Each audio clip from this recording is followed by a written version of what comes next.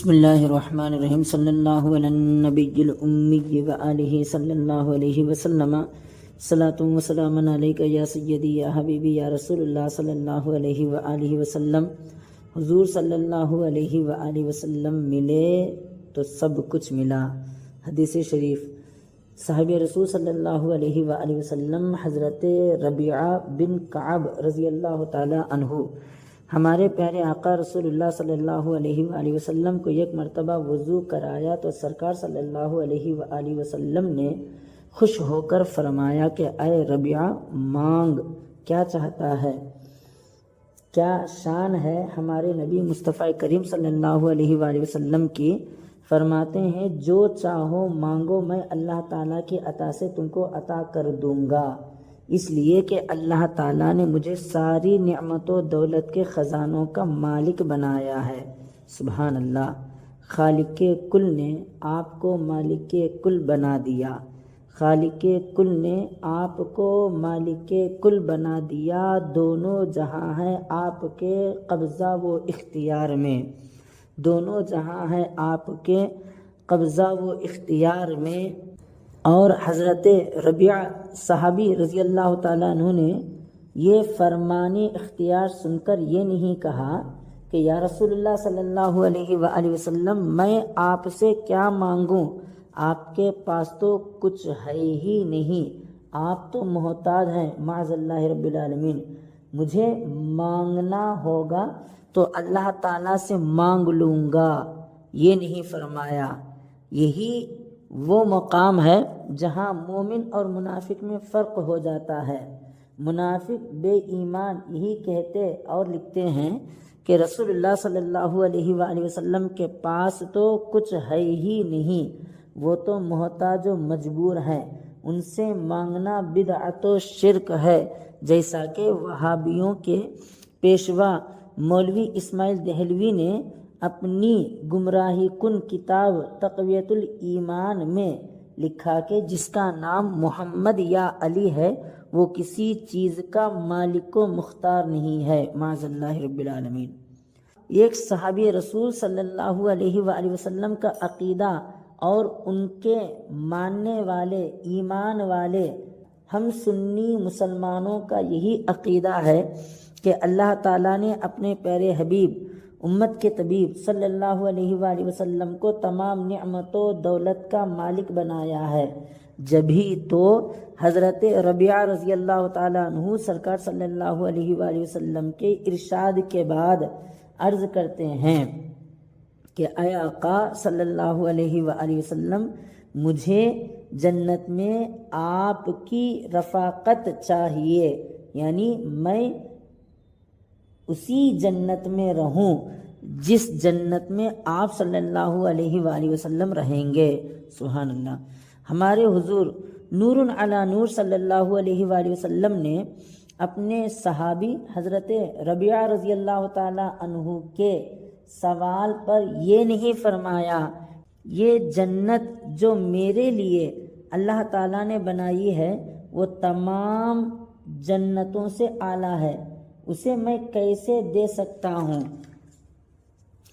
اس جنت کے دینے کا مجھے اختیار حاصل نہیں ہے، بلکہ ہمارے آقا احمد مختار مالک جنت صلی اللہ علیہ وآلہ وسلم نے فرمایا اے ربیعہ، تم نے جو مانگا ہے وہ جنت تو تم کو میں نے دیا، اس کے علاوہ جو چاہو مجھ سے مانگ لو۔ گویا حضرت ربیعہ رضی اللہ تعالیٰ عنہ عرض کر رہے تھے تجھ سے تجھی کو مانگ لوں تو سب کچھ مل جائیں، تجھ سے تجھی کو مانگ لوں تو سب کچھ مل جائیں، 100 سوالوں سے یہی ایک سوال اچھا ہے، 100 سوالوں سے یہی ایک سوال اچھا ہے۔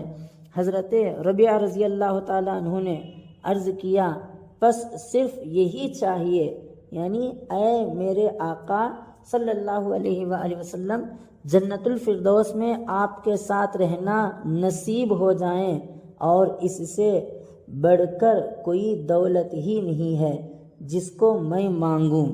سبحان اللہ۔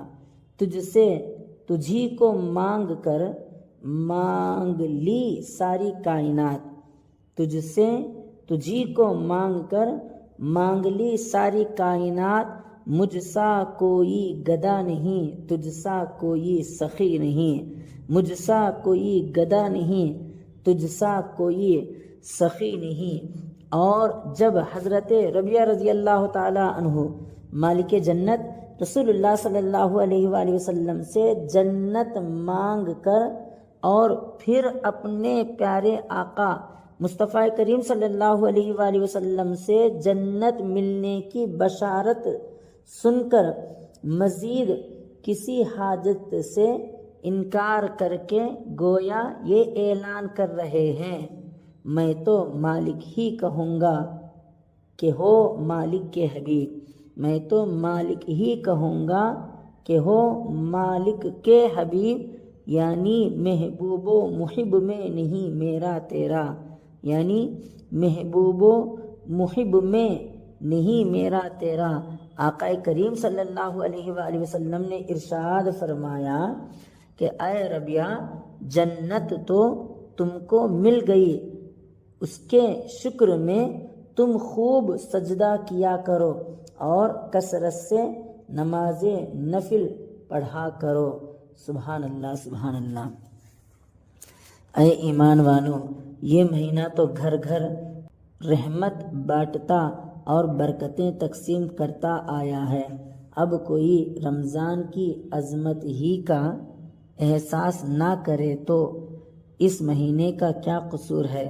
جس طرح انسان کو جسم کا میل صاف کرنے کے لیے غسل کرنا پڑتا ہے، اپنے کپڑوں کو صاف کرنے کے لیے انہیں دھونا پڑتا ہے، اسی طرح اس ماہ مبارک کی برکتوں کو حاصل کرنے کے لیے روزہ رکھنا، تراویح پڑھنا، تقویٰ و اختیار کرنا ضروری ہے۔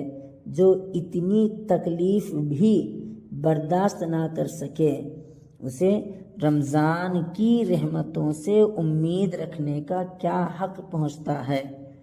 اے ایمان والوں، ایک طرف تو رمضان کی برکتوں کا بھرا بادل ہم پر سایہ کیے ہوئے ہیں، دوسری طرف ہمارے دن رات تکلیفوں اور مصیبتوں سے بھرے نظر آ رہے ہیں۔ مدتوں سے کان ترس گئے کہ دنیا کے کسی گوشے سے تو امن و سکون کی خبر سنائی دیں، لیکن مایوسی ہی مایوسی ہے۔ کون سی قوم ہے جس کو پرسکون زندگی میسر ہے؟ کون سا ملک ہے جہاں انسانوں کی عزت و آبرو محفوظ ہے؟ آخر کہاں جائیں اور کیا کریں کہ پرسکون زندگی میسر آئیں؟ تو میں دعوت دیتا ہوں دنیا کے انسانوں کو، اور خاص طور پر ان مسلمان لوگوں کو کہ بار بار غیروں کے سامنے ہاتھ پھیلا کر سہارا مانگتے ہیں، غیروں کو چھوڑ کر اسلام کا سہارا لو، یہ تمہیں اسی طرح پرسکون زندگی مہیا کر دے گا جس طرح 1400 برس پہلے صحابہ اکرام کو نواز چکا ہے۔ پس اللہ تعالیٰ کے سچے بندے اور رسول اللہ صلی اللہ علیہ وآلہ وسلم کے سچے غلام بن کر دیکھو تو تمہیں نظر آئے گا کہ رمضان کا برکتوں بھرا بادل ہم پر سایہ کیے ہوئے ہے۔ یہی موقع ہے اسلام کا پٹا گردن میں ڈال لینے کا اور پیارے نبی صلی اللہ علیہ وآلہ وسلم کا دامن پکڑ لینے کا، گناہوں سے توبہ کرنے کا۔ تراویح اس طرح پڑھو کہ قرآن کریم کے ایک ایک لفظ پر آنکھوں سے آنسو ٹپکیں، سحری ایسے کھاؤ کہ ہر نوالے کے ساتھ اللہ تعالیٰ کی رحمت سے جھولیاں بھری محسوس ہو۔ یقین کیجئے اگر ہم نے اس حال میں ایک مہینہ رمضان شریف کا گزار لیا تو اس کی برکتیں ہمیں ایسی نصیب ہوگی کہ پھر کوئی تڑپ اور کوئی اضطراب باقی نہ رہے گا۔ اللہ سے دعا کریں کہ اللہ تعالی ہم تمام لوگوں کو رمضان شریف کی برکتوں کو سمجھ کر رمضان شریف کے مہینے میں پابندی کے ساتھ روزے رکھنے، نماز کی پابندی کرنے کی توفیق عطا فرمائیں۔ آمین آمین ثم آمین۔